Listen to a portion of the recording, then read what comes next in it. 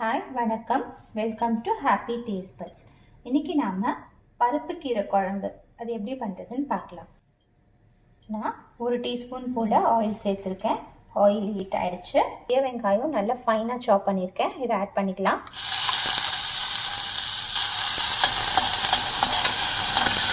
ரெண்டு பச்சை மிளகாய் யூஸ் பண்ணி வச்சுருக்கேன். ஒரு 3 பல்லு போல் பூண்டு அதை உரிச்சு வச்சுருக்கேன், அதை ஆட் பண்ணிக்கலாம். இதையும் லேசாக வதக்கி விட்டுக்கோங்க. ஆனியன் கலர் கொஞ்சம் மாறிடுச்சு, ஓரளவுக்கு வதங்கியிருக்கு. இந்த ஸ்டேஜில் நம்ம ஒரு பெரிய தக்காளி நான் வந்து ஃபைனாக சாப் பண்ணியிருக்கேன். சின்னதாக இருந்துச்சுன்னா 2 தக்காளி எடுத்துக்கோங்க, அதையும் ஃபைனாக சாப் பண்ணி இதோட ஆட் பண்ணிடலாம்.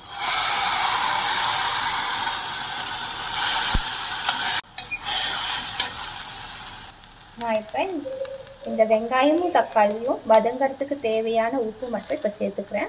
கல் உப்பு சேர்த்துக்கிறேன். கூடவே கொஞ்சமாக டர்மரிக் பவுடர், மஞ்சள் தூள் அதையும் சேர்த்துக்கலாம். சேர்த்து வதக்கி விட்டுக்கலாம்.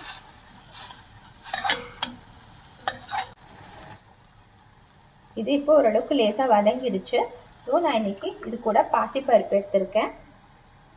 இது வந்து 1/2 கப் 100 கிராம்ஸ் கிட்ட எடுத்து வாஷ் பண்ணி வச்சுருக்கேன். இதையும் நம்ம இதோட சேர்த்துக்கலாம்.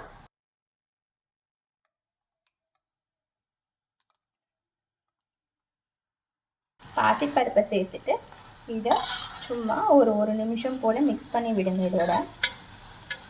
இப்போ இது கூட நான் 1 கப்பு போல் தண்ணி சேர்த்துக்கிறேன். இந்த பாசிப்பருப்பு முழுகிற வரைக்கும் பாசிப்பருப்பு நல்லாவே தண்ணி இழுத்துக்கும். ஸோ நம்ம இதை வந்து ஒரு 2 விசில் போல் விட்டு எடுத்துக்கலாம். இப்போது மீடியம் ஃப்ளேம்லேயே வச்சு குக் பண்ணிக்கோங்க, ஹை ஃப்ளேமில் வைக்க வேண்டாம், அப்புறம் பருப்பு வேகாது. இப்போ இது கொதி வந்துருச்சு, மூடி போட்டு 2 விசில் வச்சு வேக வச்சு எடுத்துக்கலாம்.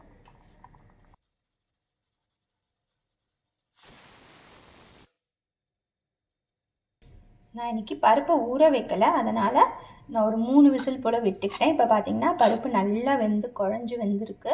கூடவே அந்த மஞ்சள் தூள், நம்மளோட தக்காளி எல்லாமே பார்த்திங்கன்னா நல்லா மேஷ் ஆகிருக்கு. ஸோ நம்ம ஜஸ்ட் ஒரு கரண்டியில் லைட்டாக மேஷ் பண்ணி விட்டுக்கலாம். நான் ஒரு கட்டு பருப்பு கீரை லீவ்ஸ் மட்டும் கட் பண்ணி எடுத்து நல்லா வாஷ் பண்ணி, கீரையில் நிறைய டஸ்ட் இருக்குங்க, அதனால் நல்லா தரோவாக ஒரு ஸ்ட்ரெயினரில் நல்லா ரன்னிங் வாட்டரில் வாஷ் பண்ணி எடுத்துக்கலாம். இப்போ நம்ம இதை அப்படியே இதில் சேர்த்துக்கலாம். நான் இது கூட சும்மா கலருக்காக ஒரு 1/2 டீஸ்பூன் போல் மிளகாத்தூள் எடுத்திருக்கேன், நான் அதையும் இதோட சேர்த்துடுறேன். சேர்த்துட்டு நல்லா மிக்ஸ் பண்ணி விட்டுருவோம். கீரை சட்டுன்னு வெந்துடும், அதனால் நம்ம ரொம்ப நேரம் கொதிக்க விட வேண்டாம்.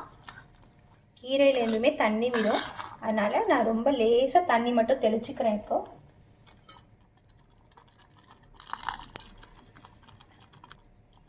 ஒரு 3-4 நிமிஷம் போல் நல்லா கொதிக்கட்டும். கீரையும் வெந்துடும். இந்த நம்ம ஆட் பண்ண சில்லி பவுடரும் கொஞ்சம் ரா ஸ்மெல் போயிடும்.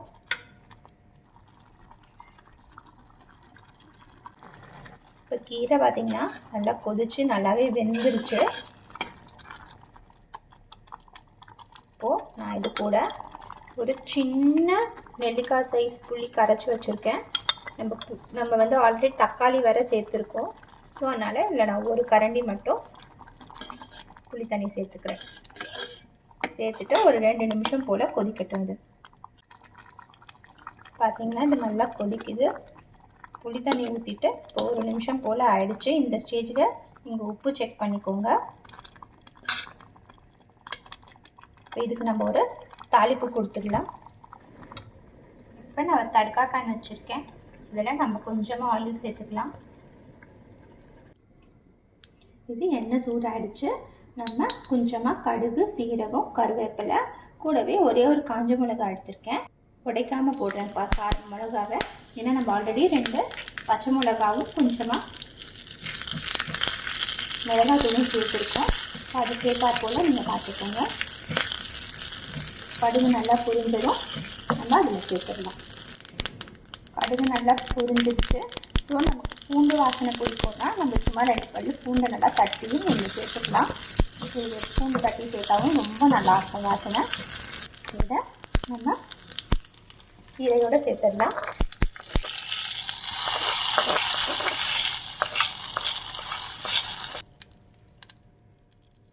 இந்த கீரை வந்து ஆந்திரா சைடு நிறைய யூஸ் பண்ணுவாங்க. நான் அங்கே தான் கற்றுக்கிட்டேன். நீங்களும் இந்த ரெசிபியை கண்டிப்பாக ட்ரை பண்ணி பாருங்கள். இது வந்து ரைஸோட ரொம்ப நல்லாயிருக்கும். இந்த ரெசிபி உங்களுக்கு பிடிச்சிருந்துச்சுன்னா லைக் பண்ணுங்கள், ஷேர் பண்ணுங்கள், மறக்காமல் நம்ம சேனலுக்கு சப்ஸ்கிரைப் பண்ணுங்கள். தேங்க்யூ.